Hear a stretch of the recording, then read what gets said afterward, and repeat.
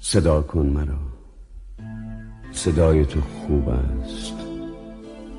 صدای تو سبزینه آن گیاه عجیبی است که در انتهای صمیمیت حزن می روید.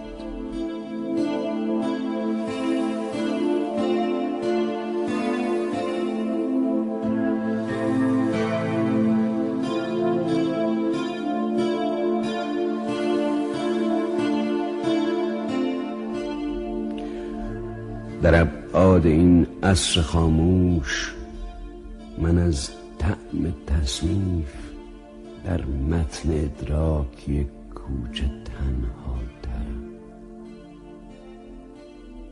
بیا تا برایت بگویم چه اندازه تنهایی من بزرگ است و تنهایی من شبیخون حجم